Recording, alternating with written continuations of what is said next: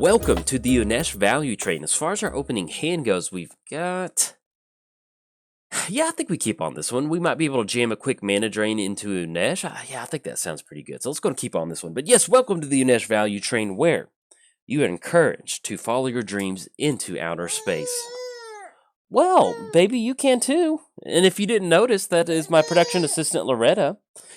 She's excited to be on the train today into outer space. In fact, this is her first little train trip, but she's getting sleepy, so she wants us to get the value train going pretty quick. So hopefully we can. Let's lead off with Island, and then anything else we're going to go and pass the turn over to our opponent. But yes, welcome to the value train. You know, there's a lot of value trains into outer space where you're encouraged to follow your dreams that you could choose to fly on. The fact that you decided to fly on Nesh is a nice value train. That means the world to us. So give yourself a nice little Sphinx wing pat on the back for deciding to ride today. So hopefully we can have some fun. So we're playing Unesh. Sphinx fails, you cast, cost 2 less to cast. Then whenever a Sphinx enters the battlefield, factor fiction for 4. One pile goes to your hand, and the other pile goes to your graveyard. So let's go for Island.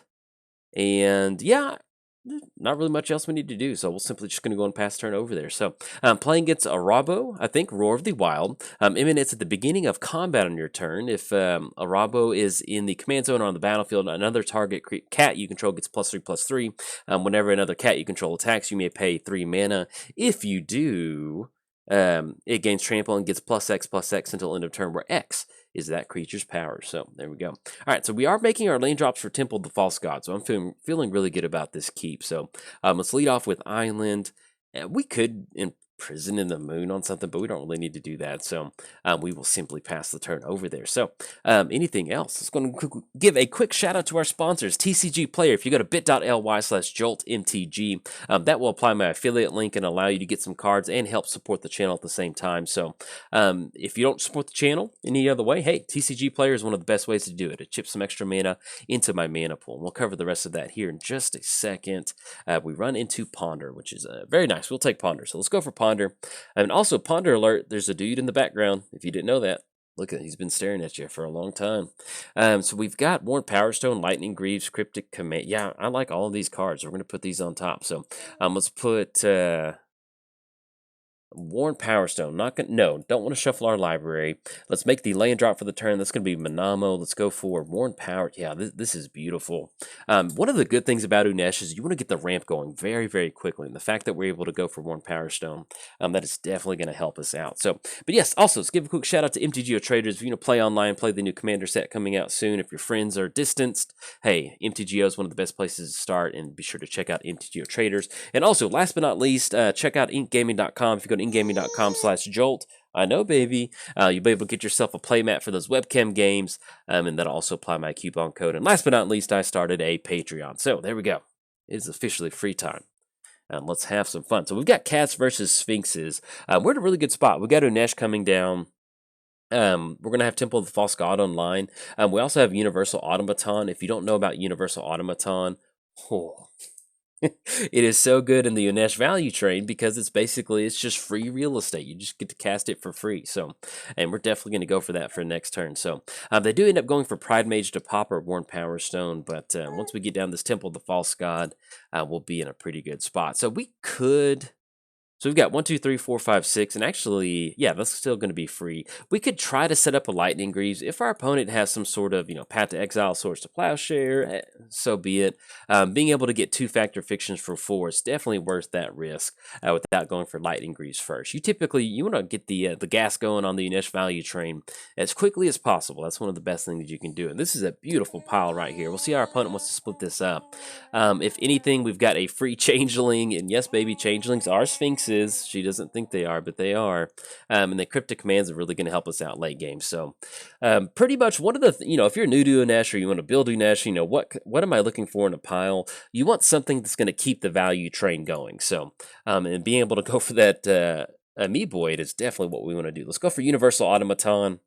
And if you're not strapped in, this is the conductor and Unai speaking, that you probably be a good time to go and buckle up because it's going to get pretty rocky. So there we go. And Avenger's another wonderful Sphinx because you can just basically cast that for 1 blue mana. It's going to choose pile 1. We already made the land drop for the turn, but we'll be able to take advantage of that next turn. So anything else, pass it back over to our opponent. So yeah, this is And this is what I was talking about. You know, if you wanted to play cautious, you could just wait to roll out Lightning Greaves and do different things like that. We do want to make the land drop next turn. And I think we'll just get rid of Aether Spouts. I feel like that is the safest card right now to get rid of because there's not much of a board state from our opponent, and we are primed to really take off. So, but yeah, that's exactly what you want to happen with Unesh. You know, it's one of those things that you want to be able to keep those cards flowing, keep them getting into your hand. Being able to look at basically the top 8 cards of your library and then have your opponent decide which one they want to split up. It really helps kind of progress your board state. And, you know, you can see, like, you know, well, we do have Mana Drain and, like, Imprison in the Moon and different things like that. But, you know, nothing too crazy over here. It's just kind of essentially it's Lightning Greaves and Cryptic Command as backup. So it just really kind of helps to be able to filter through your library as quickly. And look at this Miri art. Oh, that looks good. All right, so let's make the land drop for the turn. This is going to be an island. And yeah, let's get this going. So this is just going to be 1 blue mana for Amoeboid Changeling. And oh, this feels good. All right, so we're going to get that Sphinx train going. One of the things that we can do to really set it like in outer space is find Panharmonicon.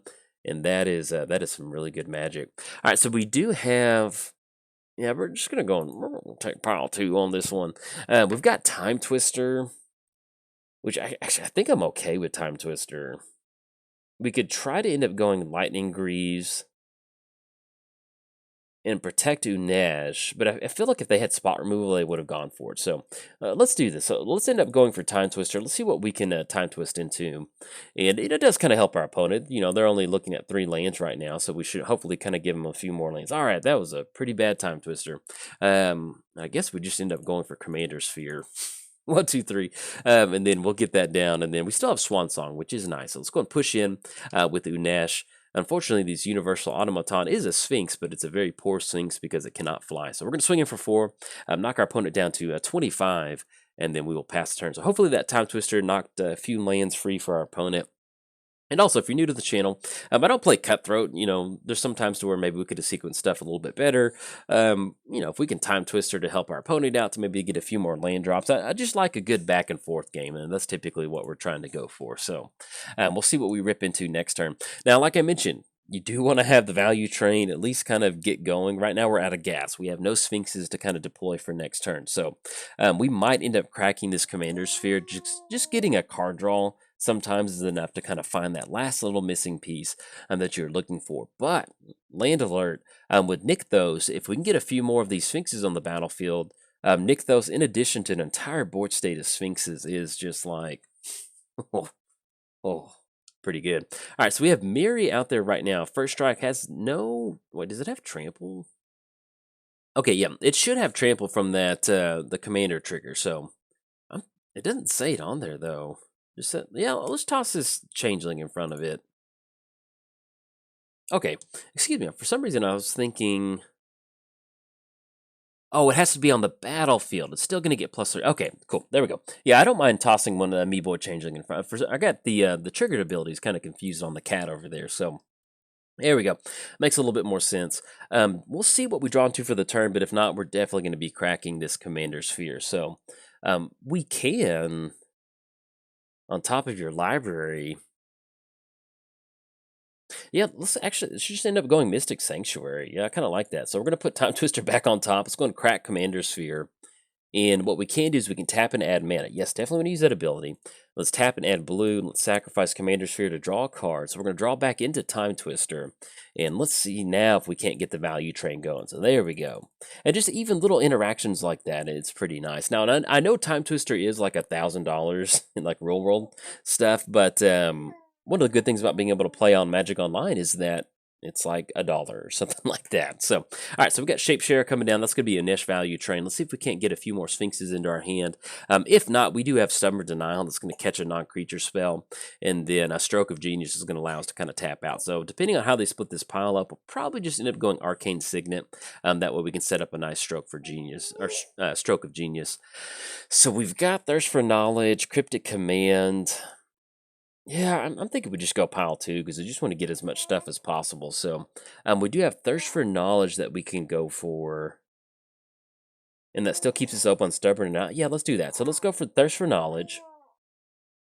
And then we do need to discard. Yeah, we'll just go and discard 2 cards. We've got a lot of stuff in here. So we'll get rid of those. We did make the land drop for the turn, and unfortunately, we can't go for that surge cost just yet. So let's go Arcane Signet, and that's going to allow us to still leave up Stubborn Denial because we do have Unesh out there. So anything else? Let's go and swing it for 4. Knock our opponent down to 20. Enlightened Tutor. So whatever that is, I think, yeah, we just let that go on through because if it's an artifact or enchantment, either way, that's going to be a Stubborn Denial non-creature spell. So we're going to at least be able to pop that one. And so whatever they end up grabbing, it'll go on top, and it kind of keeps us a little bit more open. We could try to counter the counter spell, but we'll just hold on to Stubborn Denial off this one. So we'll see what they end up grabbing. Either way, we're going to be able to Soul Ring. Oh yeah, that's okay. That's fine. If they're grabbing some sort of creature's attack and they get +X +blank or something like that. So, all right, we're going to swing it for 4. Let's put them down to 20. That will be 8 total commander damage. And then anything else, we're going to pass the turn over to our opponent. So, but yeah, Time Twister, it's like $1 on Magic Online. So, that's a pretty nice feeling. I just, there's a lot of times to where, certain cards like this, I wish everybody could play with it in Commander. And, the fact that it's so expensive doesn't let people play with it, so it's kind of a bummer. But yeah, if you want to play with some high-powered Magic, yeah, consider getting Magic Online. Especially with the everything that's going on in the real world life, it's always nice to be able to just jam a game of Commander whenever you can. Plus, we might get to play some games. That might be kind of fun. Harmonize for 3 with 2 white mana. Yeah, I think we're good with that. Kind of a tempo play. I mean, at the very least, we've got double Sphinxes coming down next turn, and if we can stop any sort of card advantage, I think that sounds pretty good. Also, one of the other things you do want to keep in mind with the Unesh value train, if you're building this, is Stroke of Genius. Let's say that a board wipe comes down this turn, we can't rebound, it's hard to get Unesh out there. When you're running multiple copies of Stroke of Genius in a certain, whether it's Pull from Tomorrow, Thassa's Intervention, whatever that may be, you just want to run 3 to 4 tap out X spells because that just really allows you to kind of refuel and kind of re-go from there. So, all right, so we got another 6/5 coming across. We're sitting at 30, and that's a non-commander, so I think we can just let this go on through. That's going to be 6, that's going to be 9. Yeah, that's fine. We'll let this happen because what we can do is these changelings are basically just free real estate, and we'll toss them in front of them next turn if something kind of nutty happens. So, all right, it's going to put us down to 24. And then next turn, at least we're going to have Conundrum Sphinx for 2, and then we're going to have the Avenger for 3 mana too. So we're going to be able to definitely dig into our library and kind of go from there. So let's see, run into Thrix. Okay. So let's make just in case we rip into Ancient Tomb, let's do this. Let's go for Conundrum Sphinx first. Let's just kind of see what's on top of our library, see how our opponent wants to split these piles up, and then we'll start to go from there.